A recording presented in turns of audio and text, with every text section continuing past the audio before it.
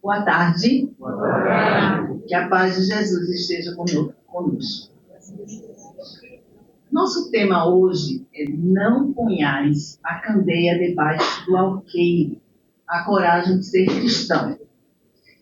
Esse tema encontra-se no Evangelho segundo o Espiritismo, no capítulo 24, e ele está também contido nos dois evangelistas que foram apóstolos, aliás, discípulos de Jesus, um que foi o Mateus e o outro Lucas. E o tema de hoje também tem como, digamos assim, um desdobramento, falar-se um pouco sobre a coragem de ser cristão. E aí a gente vai ver o que é que uma coisa tem a ver com a outra. E o trecho do Evangelho de Mateus, ele diz assim: ninguém acende uma candeia para pô-la debaixo do alqueire. Põe-na, ao contrário, sobre o candeeiro, a fim de que ilumine a todos os que estão na casa. E o trecho de Lucas fala assim.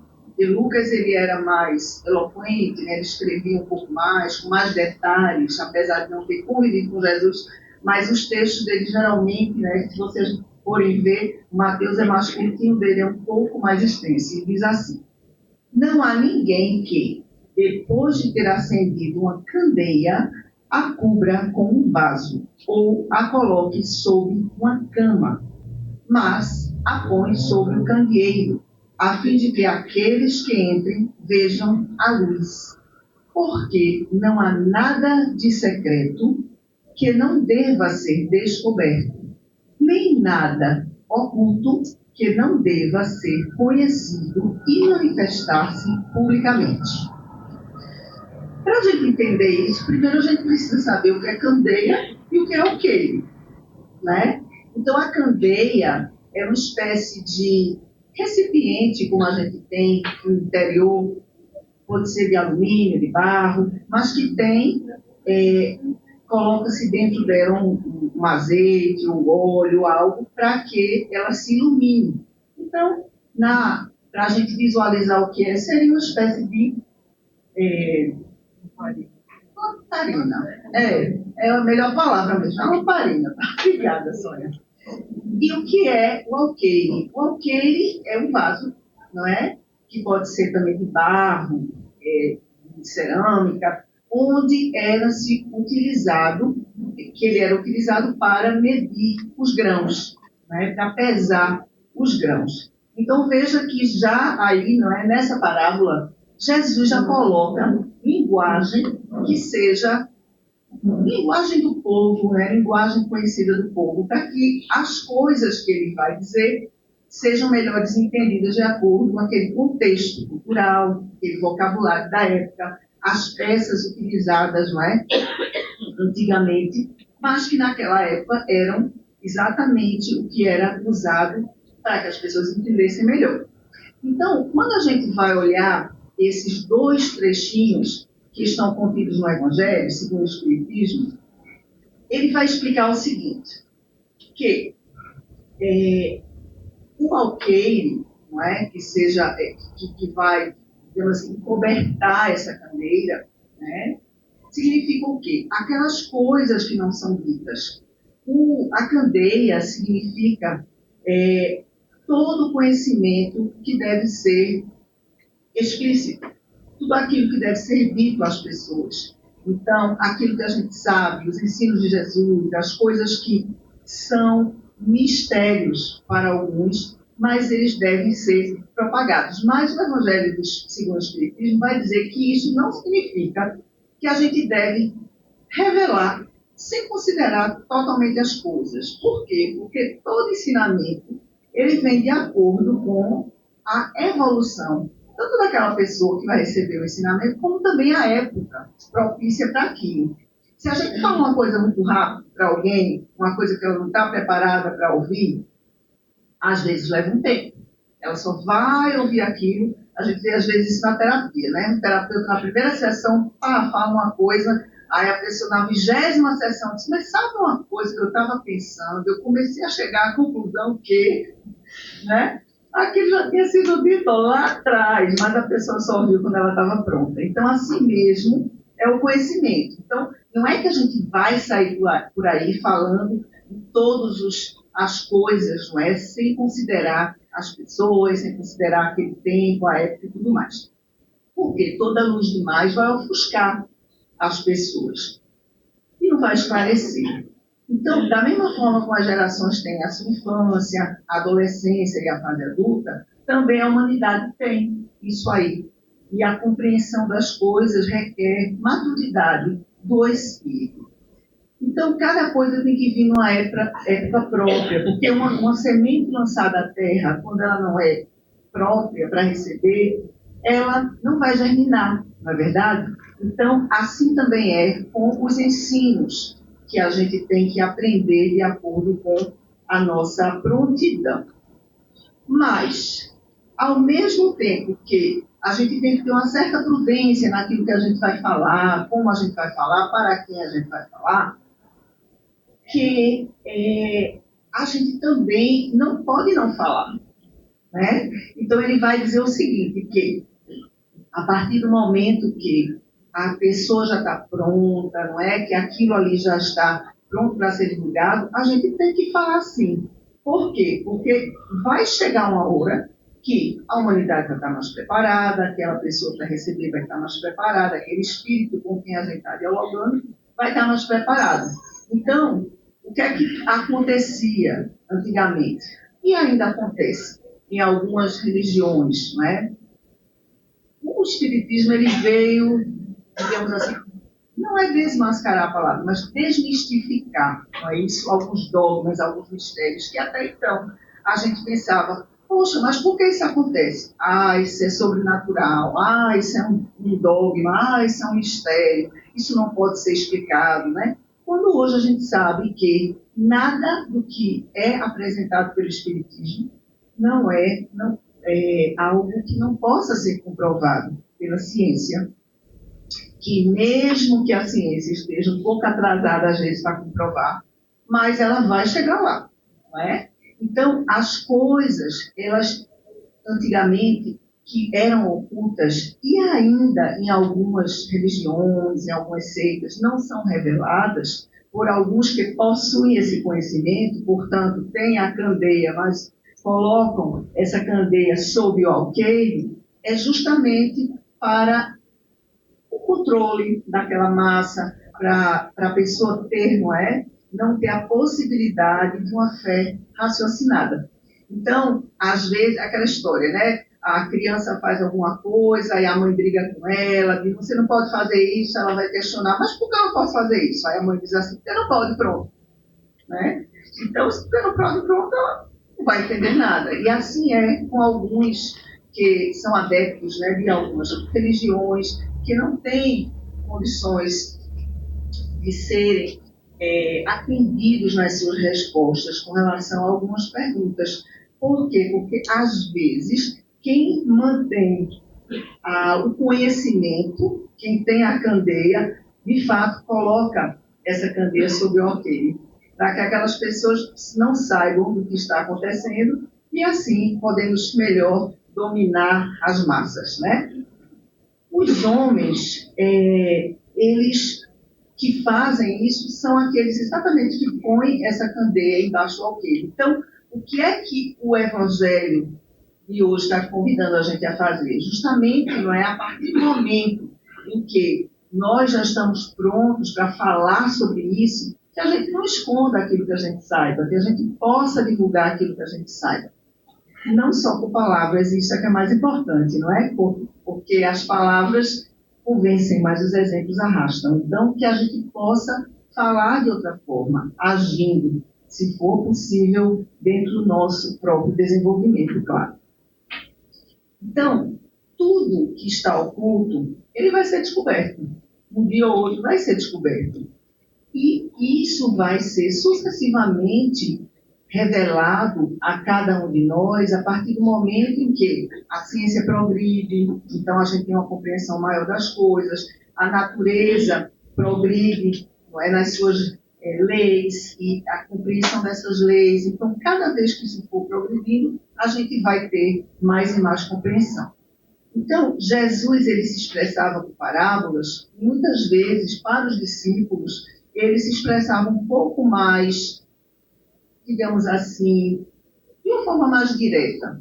Por quê? Porque apesar deles serem simples ainda, eles eram espíritos antigos, não é? Jesus os escolheu, não foi por acaso.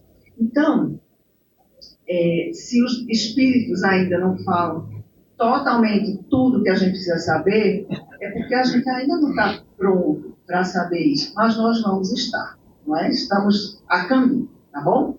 Então, nós precisamos, né, ele diz aqui no final da mensagem, assim será com os adeptos do Espiritismo. Eles semeiam na terra o que colherão na vida espiritual. Colherão lá os frutos da sua coragem ou da sua fraqueza. Ou seja, se eu tenho conhecimento, se eu tenho a candeia e coloco embaixo dela aquele, eu estou não apresentando essa coragem, né? Então, seria a fraqueza.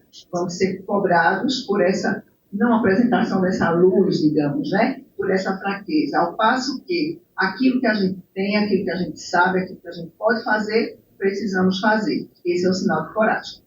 Mas eu queria convidar vocês para a gente aprofundar a personalidade de duas figurinhas bem interessantes do Evangelho, que são, às vezes, pouco faladas. A gente ouve falar mais de Paulo, né, da coragem de Paulo. A gente ouve falar de Maria Madalena. Mas eu queria que a gente conversasse hoje um pouquinho sobre Judas Iscariotes e Simão Pedro. Vamos lá. Então, Judas, conhecido como traidor de Jesus, não é? Aquele que vendeu Jesus por 30 moedas de prata. Judas era o tesoureiro do grupo de Jesus. Então, Judas, ele foi convidado para fazer parte dos 12 discípulos ali de Jesus, né? Mas ele tinha uma personalidade muito imediatista. Ele queria tudo logo. Esse mestre está demorando muito. Esse reino de Deus que ele fala, que é isso? Tem que ir logo.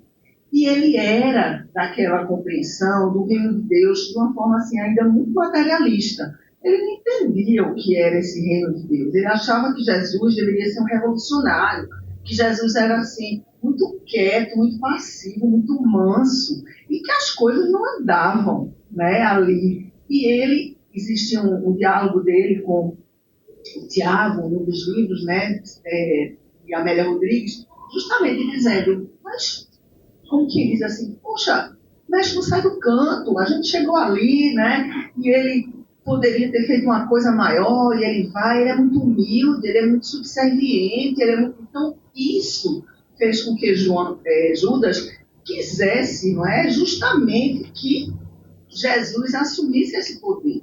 E por conta disso, ele equivocadamente, ainda com aquela visão meio material do que era o reino de Deus, ele vai e ele vende, aliás, né, ele entrega Jesus por 30 moedas de prata, pensando ele que ele ia tomar a frente ali do apostolado de Jesus, e tomando a frente ele ia dar um gás, né? Depois ele ia soltar Jesus, ia dar um jeito de soltar Jesus e ia estar tudo certo.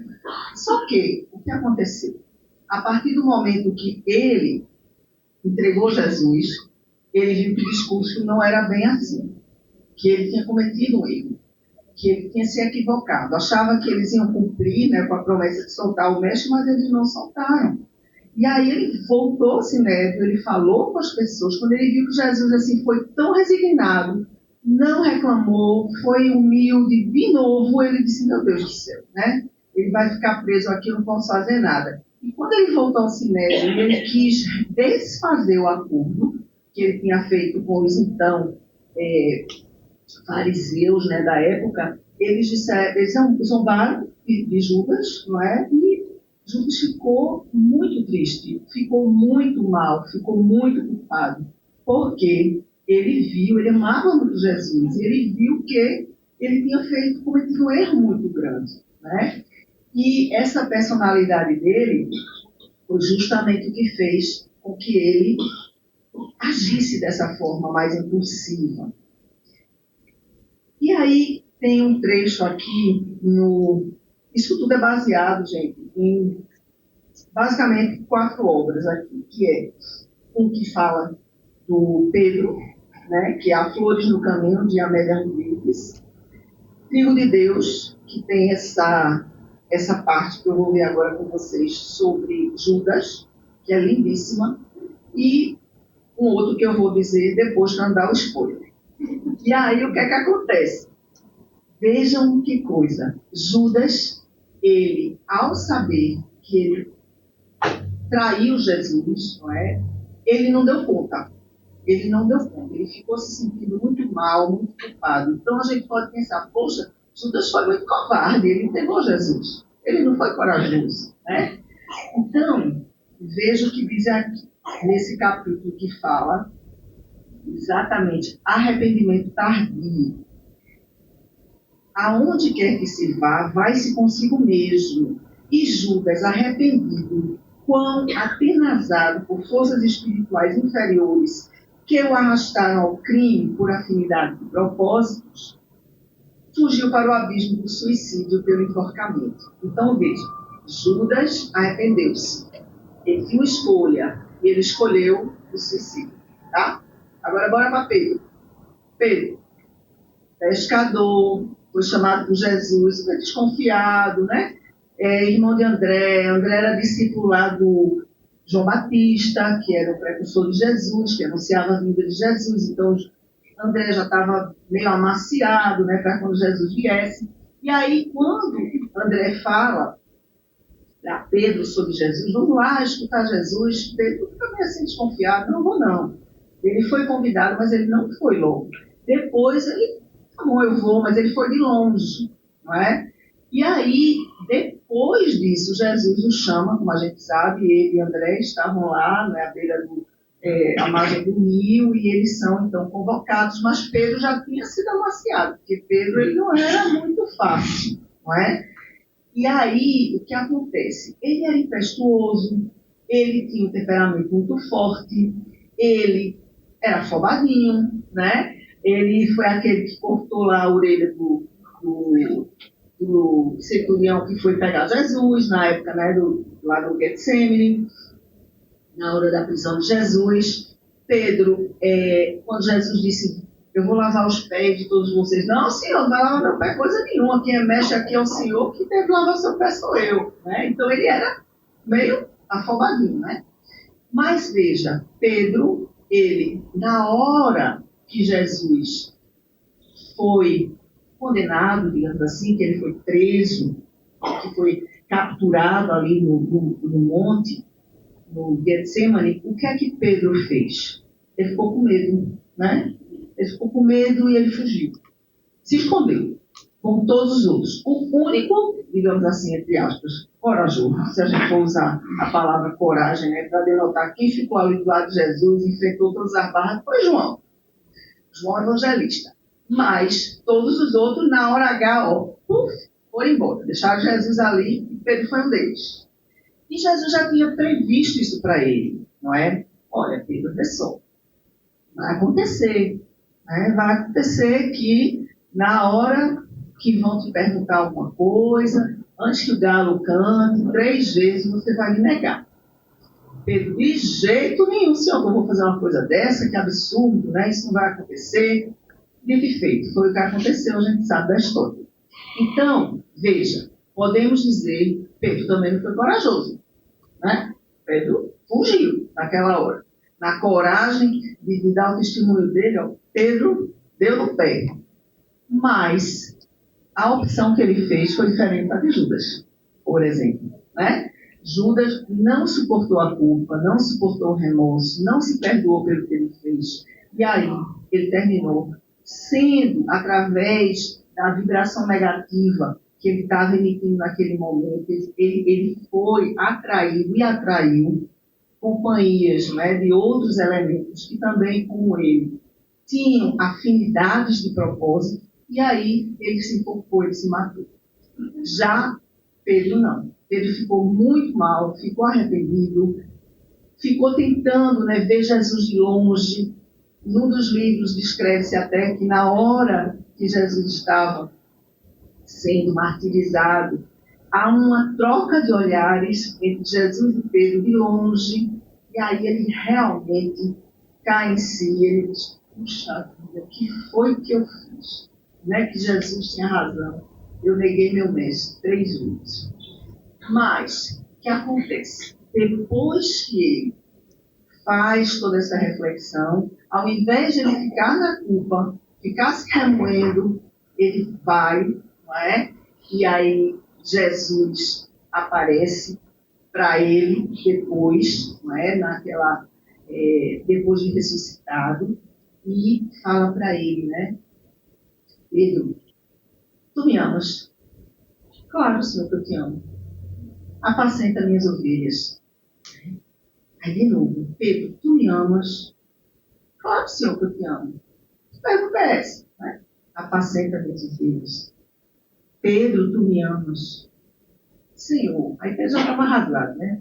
Poxa vida, Jesus realmente pensa isso de mim. Mas aí ele pede para que Pedro apacente as ovelhas. E com isso, Pedro, então, não é?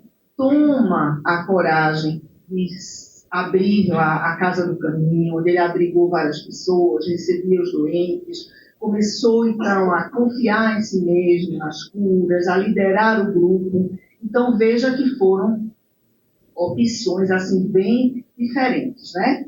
Nesse livro, A Flores no Caminho, pelo Espírito de Amélia Rodrigues, no capítulo 14, tem um capítulo exatamente sobre Pedro. Aí ele é intitulado Simão, Fraqueza e Força, né? E aí ele diz assim, ó, que Jesus alertou, né, com relação à história que Satanás obteve permissão para tentá-lo, né? E veja que coisa interessante. A gente pode pensar assim, poxa vida, mas por que, né, aconteceu isso com Pedro? Logo Pedro, que era o mais fiel, era o que disse, né, que estava ali com Jesus, foi um dos 3 que presenciou coisas até que outros não presenciaram, como a transfiguração lá no Monte Tabor, e tantas outras coisas. Mas, veja o que ela diz aqui, ó. Porque identificava a natureza humana fraca do apóstolo querido, Jesus permitiu que ele fosse visitado pela tentação, lecionando humildade e submissão a todos os estudiosos da Boa Nova.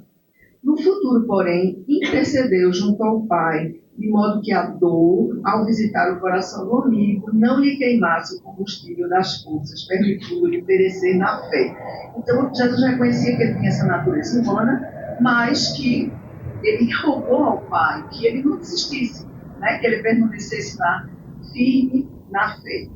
E tu, ele diz para Pedro, uma vez arrependido, fortalece teus irmãos. Então, veja que lindo. Com o espinho do arrependimento cravado na mente, a doer no coração, o discípulo se deixaria agora joirar pelo sacrifício e se tornaria uma bandeira desfraldada, simbolizando a coragem que deveria infundir nos irmãos que lastreariam os solos das outras vidas com o martírio de si mesmos. Então, Pedro pegou gás, né? Pegou gás e, ao invés de desistir, aquilo foi o combustível justamente para que ele disse, não, se eu errei aqui, o que é que eu posso fazer para reparar esse erro? Então, ele pegou aquilo, não é? Que talvez o afundasse também, como afundou Judas, mas ao invés de desistir, não. Não, agora, o que é que eu posso fazer? Não tem mais como eu voltar lá e desfazer o que eu fiz. Mas a partir de agora, o que é que eu posso fazer? E criou, não é, esse lindo legado aí de ser esse apóstolo de Cristo realmente ao ponto de, no fim da vida, ele, ao ser também condenado à crucificação, pedir que ele não fosse crucificado do mesmo jeito que Jesus, que ele não tinha esse merecimento. Ele pede, então, que eles o coloquem de cabeça para baixo, imagina, ser crucificado já é, né, meu Deus, de cabeça para baixo, para que justamente ele tivesse, não é, a humildade, aquilo fosse um símbolo de sacrifício, mas ao mesmo tempo ele não queria se igualar ao mestre, por não sentir que tinha esse merecimento. E aí ele teve, então, essa coragem de se reerguer, tá? Então, a gente pode também ver nesse trecho aqui sobre Judas Veja como Jesus é misericordioso, gente, porque a gente pensa assim, poxa vida, o suicídio, né, é realmente um desespero, é o final, né, é uma ilusão, né, para quem pratica, porque pensa que com isso a vida termina, mas não termina. A gente vê isso muito nas reuniões mediúnicas. E aí, veja como Jesus é tão misericordioso. Judas estava sofrendo tanto com o que ele fez, que Jesus, antes de ir lá para o túmulo, para aparecer na frente das mulheres, não é? Que o viram pela primeira vez, inclusive antes dos discípulos, ele vai ao encontro de Judas, nas trevas, aonde Judas estava. E olha que coisa linda. Ele diz assim, ó, Judas, sou eu. Confia e espera. Ainda há tempo. Nenhuma das minhas ovelhas se perderá. Perdoa-te o ultraje, a fim de que te possas libertar da culpa e recuperar-te. Acende a candeia da esperança e a sombra cederá. Recorda o amor, de modo que a paz se te anime no coração. Nunca te deixarei, nem te condenarei. Hoje começa a época nova e amanhã é o dia da vitória. Repousa um pouco, pois os milênios te aguardam e eu também estarei esperando por ti. É lindo demais, né? Suavizado o sofrimento pelo reconforto da presença dele, Judas adormeceu por um pouco, adquirindo forças para as futuras expiações redentoras. Então, veja que Jesus disse a ele que há milênios, não é? Ele ainda ia se redimir, ele ainda ia fazer alguma coisa. E aí, veja que coisa interessante, né? A gente percebe, então, dois personagens aí do Novo Testamento, do Evangelho, e eu gosto muito de pensar nos discípulos de Jesus como parte de nós mesmos, como se fossem arquétipos de nós mesmos, né? Então, a gente pode pegar as características de cada um. Eu não sei se vocês já assistiram, mas eu já assisti, adoro, é aquela série The Chosen, né? Que fala exatamente sobre as características de cada discípulo de Jesus. E aí você vai identificando a personalidade de cada um, e você vai se vendo ali na personalidade de cada um. Porque quem de nós, na hora H, né, que o amigo tivesse ali, condenado à morte, e que alguém chegasse e dissesse, você não é amigo dele? Quem de nós ia dizer, sou, ia, tranquilo da vida, também ser crucificado, né? Então, a gente tem um pouco desse Pedro dentro da gente, a gente tem um pouco desse Judas, que às vezes na hora H a gente dá um testemunho para um amigo da gente, a gente, né, faz o contrário. Quantas vezes a gente já traiu alguém que a gente ama? Mesmo alguém que a gente ama, quantas vezes a gente não traiu? Eu não estou falando só de traição amorosa, mas assim, a traição através de uma mentira, a traição através de uma calúnia, a traição através de espalhar algo sobre aquela pessoa, talvez não verdadeiro, uma traição financeira, às vezes a gente esconde, né, do outro. Enfim, tem tantos tipos de traição. Então, todos nós temos um pouco de Judas dentro da gente, um pouco de Mateus, um pouco de Lucas, um pouco, né, de cada um deles. Então, é importante quando a gente estuda o Evangelho, a gente também tentar ver o espírito da letra, tirar o espírito ali da letra, para a gente poder se colocar. E se fosse eu, o que é que eu faria? Né? E o que é que Pedro tem que eu também tenho? O que é que Pedro tem que eu gostaria de ter e ainda não tenho? Né? E por aí vai. Quando a gente olha também os romances de Emmanuel, que são maravilhosos, por exemplo, há 2000 anos, que ele é o senador Publio Lentulus, né? E que ele tem todo aquele orgulho, aquela pompa, e aí, na hora H, que a filha está para morrer, ele vai, não é? Ele vai ao encontro de Jesus, mas ele não admite que foi Jesus que curou a filha dele, ele ainda é orgulhoso, enfim. É lindo, é maravilhoso o romance. Mas o que é que eu quero, onde eu quero chegar? Naquela época, a coragem de ser cristão era demonstrada através de ser devorado pelas feras, dos coliseus, não é? Eles eram entregues a feras famintas, a leões. Imagina, você era um espetáculo, não é? Para os humanos assistirem os gladiadores, as pessoas realmente se matando, os cristãos sendo queimados vivos, os cristãos sendo devorados por feras, os cristãos sendo torturados. Então, essa era a expressão, digamos assim, esperada de coragem para esses cristãos. Mas a coragem, não é? É a força, é a firmeza de espírito, é a bravura para a gente enfrentar os medos, os perigos, as dores, as situações difíceis. Que não precisa ser leão na cova, não é? Cada um da gente tem nossos leões que nos atacam vez por outra. Esse leão pode ser um gatinho, mas para você dói, né? E que às vezes a gente tem coragem para enfrentar, outras vezes a gente não tem. Porque, gente, o maior inimigo de nós mesmos somos nós mesmos. A maior coragem que a gente tem que ter na vida, na nossa reencarnação, é a coragem de mudar. Mudar aquilo que a gente sabe que ainda não está afinado com as leis divinas. É essa coragem que Jesus pede da gente. Então, os leões são os nossos leões. O leão do egoísmo, o leão da vaidade, o leão da avareza, o leão, não é, da pobreza de espírito, né, da mesquinhez. Enfim, são os leões que a gente tem que enfrentar. Às vezes a gente acha que a gente está numa arena e as outras pessoas é que estão contra a gente. Mas esses leões, se a gente for parar para pensar, na realidade, não são leões. O que é que eu quero dizer com isso? Veja, se alguém te aponta um erro seu, se alguém é teu inimigo, ou alguém que faz algo mal, esse alguém pode ser um excelente instrumento para você olhar para si e dizer: não é que essa pessoa tem razão, eu preciso melhorar nisso. Mas o que é que a gente faz? A gente vai lá e tenta enfrentar a pessoa.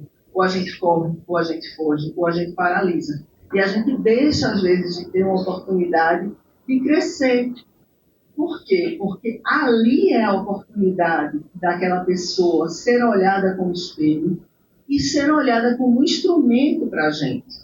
Então, eu olho para aquela pessoa que está me fazendo mal e, ao invés de meu foco ser nela, e o que é que ela está fazendo, e essa pessoa merece justiça, tem que morrer, tem que sofrer, tem que sofrer o que eu sofri, em vez de olhar o foco para aquela pessoa, por que não dizer assim: o que é que ela fez que doeu em mim? Porque, já falei isso antes, vou falar de novo, eu adoro essa frase: bateu, doeu, toma que é teu. Então, se alguém te machucou, não foi ele que te machucou. Algo foi um gatilho que ativou em você, que você sentiu aquela dor. Então, utiliza isso como um espelho, não é? Não perde a oportunidade de dizer: poxa, doeu em mim, peraí, em vez de brigar com essa pessoa, deixa eu ver o que foi que doeu em mim. Aí você vai ver na sua história onde doeu, aí você vai ver aonde você precisa melhorar, aí você vai ver aonde ainda você tem um pontinho fraco que precisa se fortalecer. E é aí que às vezes a gente precisa até de uma ajuda profissional, porque sozinho a gente não consegue, não é? Enfim, então, continuando. Coragem na visão espírita, então, essa firmeza, essa energia que a gente enfrenta diante dos problemas, é ter aquela fé que a gente diz assim: poxa, estou passando por isso, estou fazendo tudo que posso para melhorar, mas eu continuo com essa provação. Então, Senhor, me dá fé, me dá força, me dá coragem. Essa coragem de olhar sem se revoltar, essa coragem de enfrentar as dificuldades, entendendo que aquilo vai melhorar a gente, que vai edificar a gente, que vai modificar de qualquer forma a gente. A coragem da gente olhar para aqueles que não entendem a gente e rezar por eles, bendizê-los ao invés de amaldiçoá-los, não é? Os irmãos que ainda não têm o conhecimento, a coragem da gente entender as falhas deles, né? a coragem de olhar para eles como pessoas ainda que não têm certo entendimento que às vezes nós temos. Então, a responsabilidade maior é de quem sabe mais. Jesus dizia que ele ia cobrar mais para quem mais tivesse, não é? Então, é assim. Então, a coragem da gente exemplificar a honestidade, mesmo quando não tenha ninguém olhando para a gente. Porque a gente tem muito essa mania, né? Eu vou fazer alguma coisa, é aquela história do capítulo do Evangelho, que a nossa mão esquerda não saiba o que dá a nossa mão direita. Por quê? Porque, às vezes, a gente dá querendo que vejam. Às vezes a gente dá, deixando o dedinho do lado de fora daquela mão, só para que a gente seja reconhecido, que a gente seja valorizado. Então, é fazer o que é certo, porque é certo. Não é porque o outro faz errado, todo mundo faz assim, vou fazer também. Não é isso. É a coragem de não fazer isso. É a coragem de seguir a sua consciência, sabendo que o que é certo está de acordo com a lei divina, mesmo que os outros te chamem de bobo. Deixa besteira, todo mundo faz desse jeito, faz também. Não. É a coragem de dizer, eu não vou fazer porque os outros fazem. Porque se está errado, eu não vou fazer. Isso é coragem. Essa é a coragem cristã que Jesus pergunta e quer da gente. Quando ninguém está vigiando, mas você está vigilante. Quando ninguém está lhe cobrando, mas você sabe quando você está fazendo certo. É você ter a coragem, às vezes, de dizer não para uma pessoa, não é? Quando você sabe que aquilo que ela está te chamando para fazer não é bom para você. Às vezes, um vacilo que a gente dá pode custar para a gente milênios de reencarnações e de sofrimento. E aí, gente,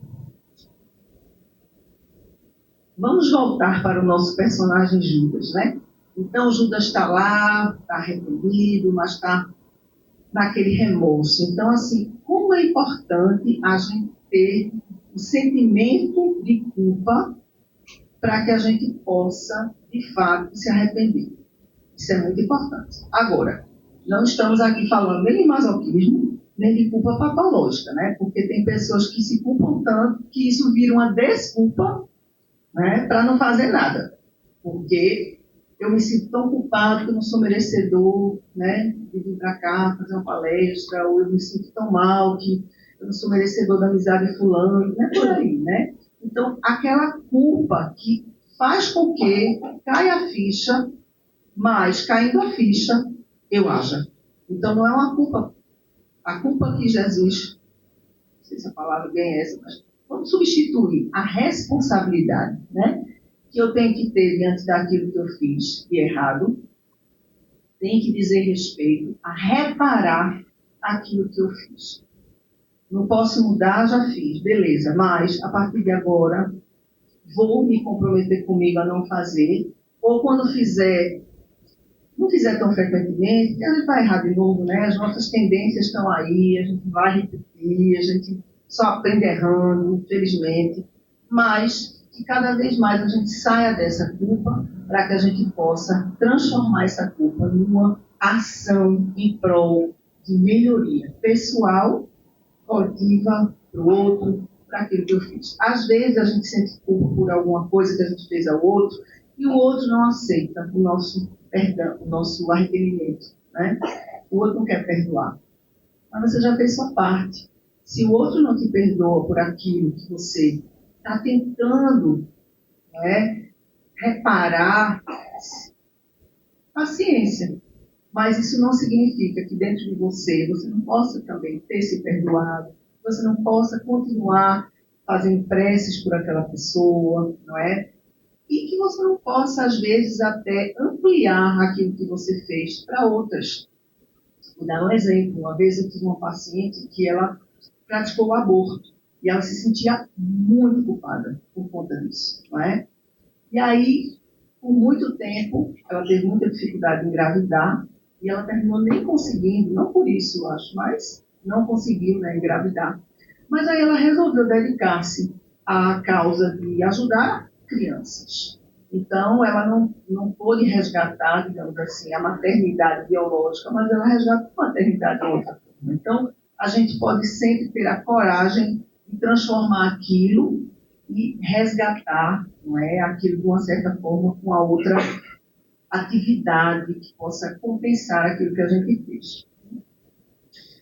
E eu queria falar para vocês um pouquinho também da história de uma jovem camponesa que nasceu em 1412 e morreu com 19 anos, queimada numa fogueira, no século XV, que era uma filha caçula de uns filhos de camponeses. O pai dela trabalhava como coletor de impostos. Ela nasceu na França, na província de Domremy, que eu não sei falar em francês, tá? Então eu vou ler como eu Domremy, né? Mas com certeza tem um rebuscado aí que eu não sei. Mas enfim, família católica, ela também super católica. E aí, o que é que aconteceu com ela? Aos 16 anos, ela foi lá para o rei Carlos e convenceu esse rei de liderar uma tropa na famosa Guerra dos 100 Anos, que era uma guerra que existia entre a França e a Inglaterra, que a França tentava se libertar do jugo da Inglaterra, e aí essa guerra foi muito sangrenta, durou, né, todo esse tempo. E o que é que acontece? O rei lá da França não tinha filhos para substituir. Então, o outro parente lá da Inglaterra queria ser o rei e os franceses não aceitavam isso. Então, começou essa guerra. E aí, essa jovem de 16 anos de idade foi liderar esse exército. Como foi que ela conseguiu convencer esse rei, não é? Esse soberano, para ela liderar? Ora, só tinham homens naquela época, não existia polícia feminina, exército feminino, nada disso.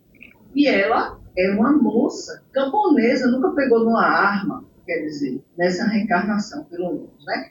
Mas não tinha experiência nenhuma. No entanto, ela foi lá e convenceu o rei. Então, na revista espírita, uma das revistas espíritas, ele diz que ela conseguiu convencer o rei porque ela foi lá no ouvido dele e ela disse uma coisa que só ele sabia sobre ele, né, que ele tinha feito. Ele e Deus. Então, ele, espera aí, se ela sabe disso, não é?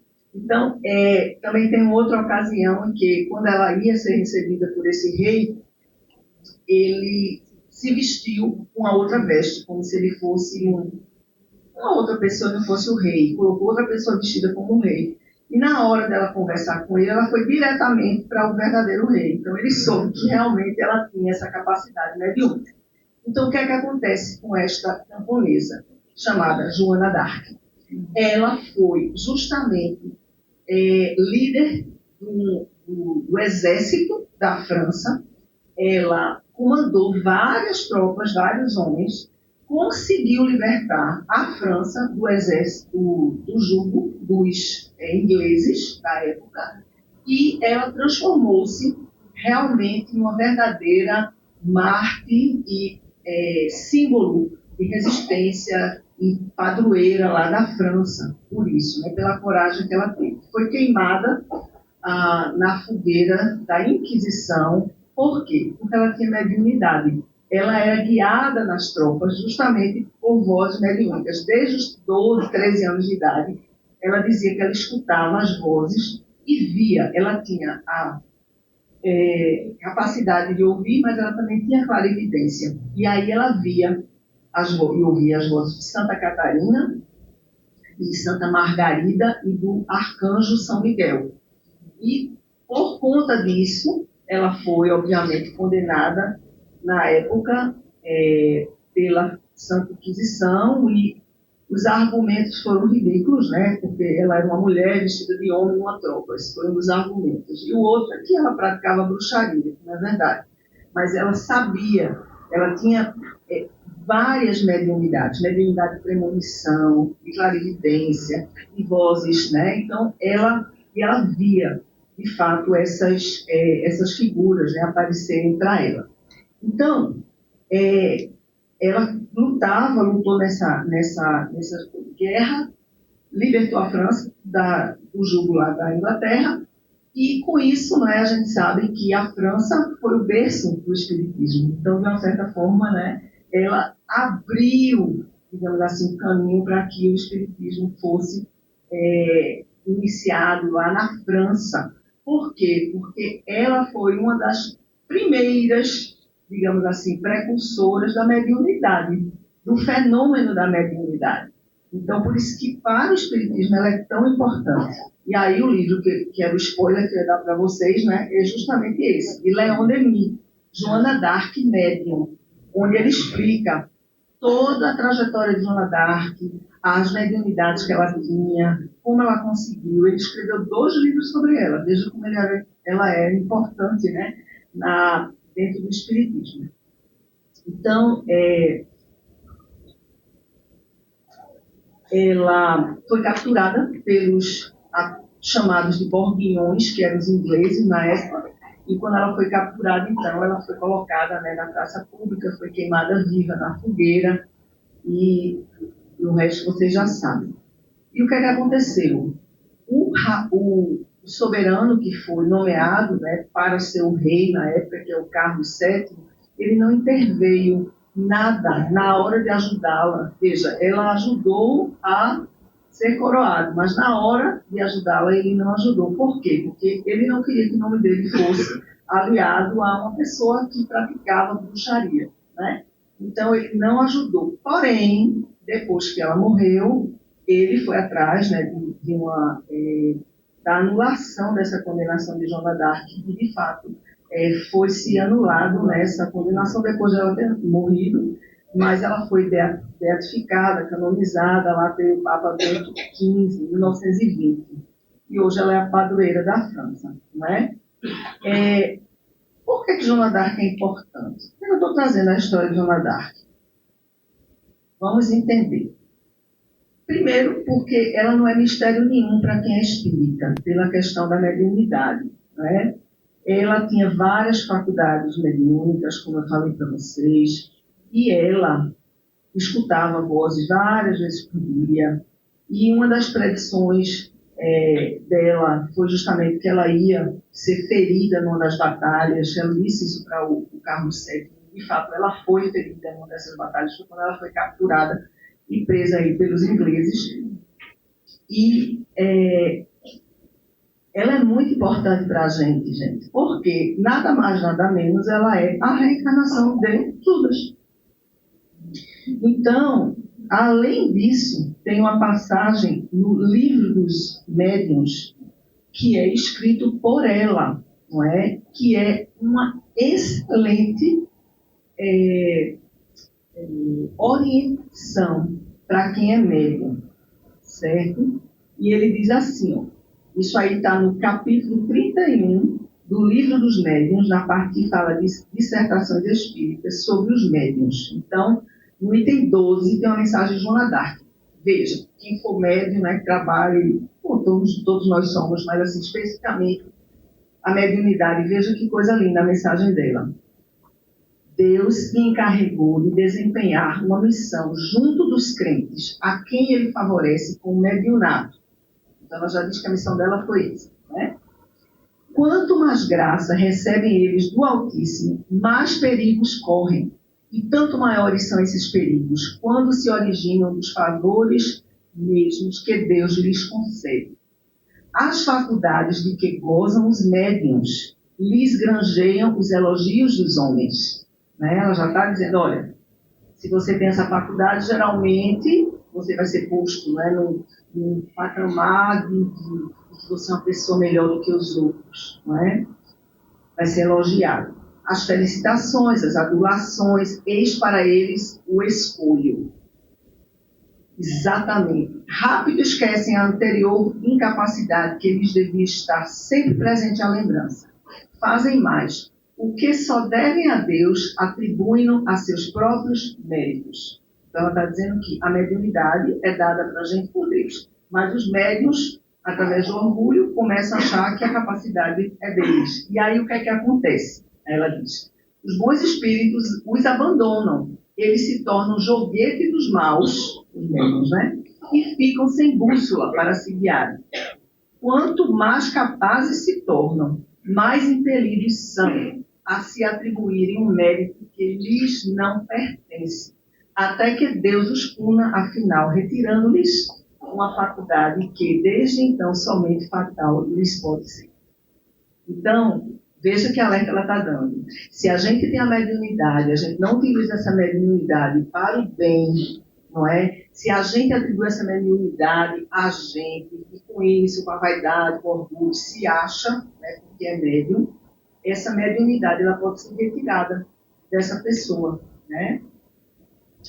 E nunca me cansarei de recomendar-vos. Isso é Joana falando. Joana Dark, que não é a Joana de Ângeles, tá? Nunca me cansarei de recomendar-vos que vos confieis ao vosso anjo guardião, para que vos ajude a estar sempre em guarda contra o vosso mais cruel inimigo, que é o orgulho.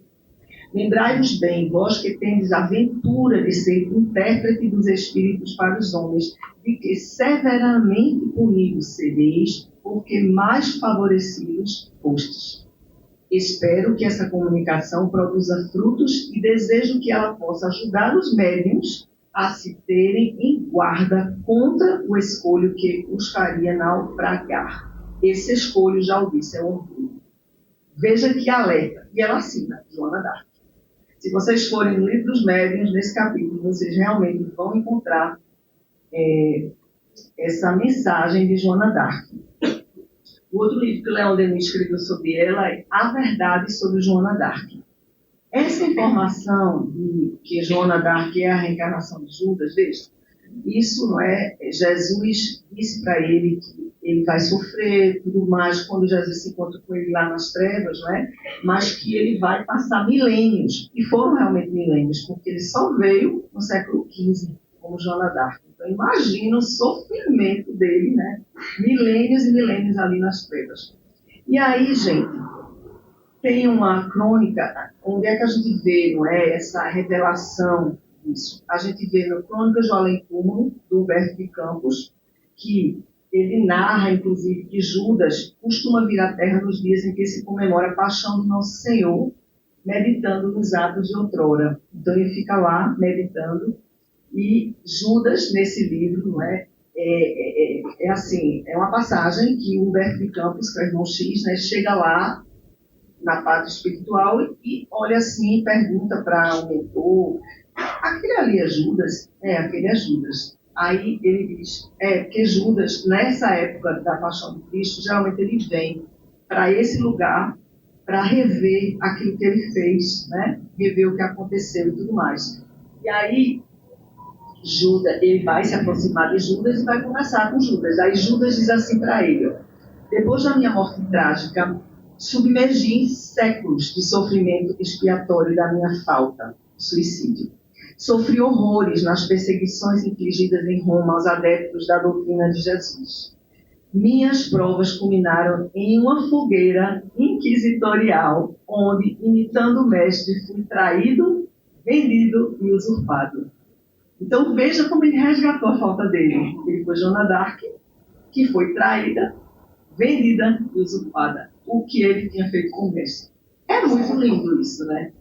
Como a lei de causa e efeito, ela é perfeita. Como a justiça de Deus é perfeita. Porque Jesus disse, né? A gente vai pagar certinho por certinho aquilo que a gente fez. Mas veja que é um pagar, mas não é um pagar de maldade, é um pagar de aprendizado, porque Judas, ele foi traído, ele foi usurpado, ele foi, não é? Ele fez isso com Jesus, e isso aconteceu com ele lá. Aí ele diz assim, ó, na Europa do século XV, desde esse dia em que me entreguei por amor do Cristo a todos os tormentos e infâmias que me avistaram, com resignação e piedade pelos meus verdugos, fechei o ciclo das minhas dolorosas reencarnações na Terra, sentindo na fronte o ósculo de perdão da própria consciência. É muito lindo, né? Então, assim, ele já... Foi ali que ele disse, pronto, agora, né? Paguei minha dívida, assim. Agora eu estou de bem com a minha consciência.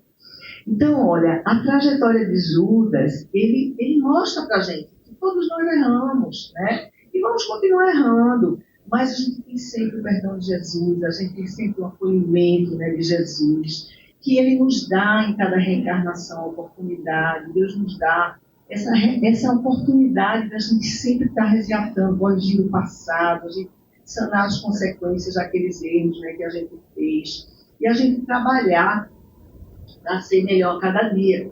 Então, é esse o convite, tá? E aí fica essas perguntinhas só para a gente, né? Onde é que cada um de nós está colocando a nossa candeia?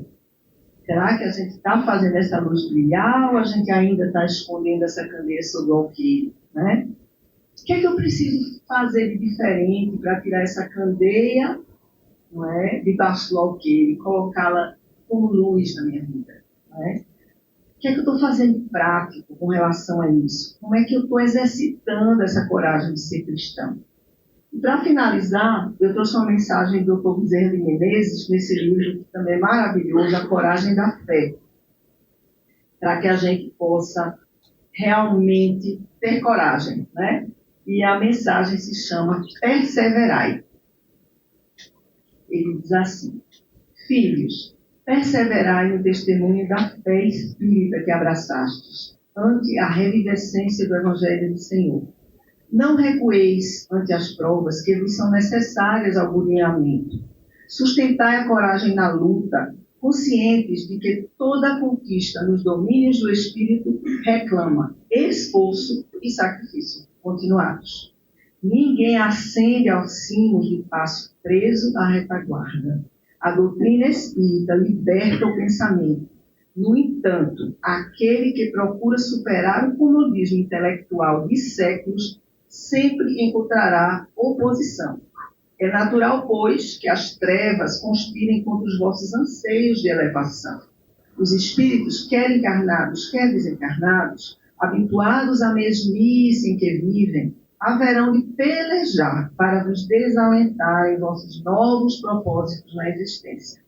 Muitos vos tentarão com o imediatismo dos prazeres mundanos e com as facilidades materiais do caminho. Outros urdirão sofismas, com o intento de vos afastar dos objetivos superiores que concentrastes na necessidade da renovação íntima. Sem que percais de vista a trajetória do Cristo, não olvideis que a obra da redenção humana diz respeito a cada espírito em particular. A hora de testemunho é uma hora solitária. Em torno há culpas e injúrias, hostilidades e incompreensão. Não raro, amigos e companheiros permanecerão à distância, vos contemplando as reações. Convosco não tereis por espora, na áspera subida, outra que não seja a cruz que vos pesa nos ombros. Quase ninguém vos verá o pranto que se vos escorre na face, confundindo-se com o suor derramado do cumprimento do dever. Inevitável a sensação de extremo abandono dos homens, que vos deve induzir a bem maior confiança em Deus. Filhos, não permuteis o que é eterno pelo que é transitório. Embora sob duros reveses, insistir na prática do bem aos semelhantes e tomai a iniciativa do perdão, na certeza de que o tempo urge e que, ao termo da vossa caminhada sobre a terra, não tereis outro céu que não seja o da consciência tranquila. Então, meus irmãos, que nós possamos ter coragem para que a gente tenha essa consciência tranquila, para que a gente deixe nossa luz brilhar, não colocar essa candeia sobre o alqueire, mas que brilhemos a nossa luz. Muita paz e bem para todos.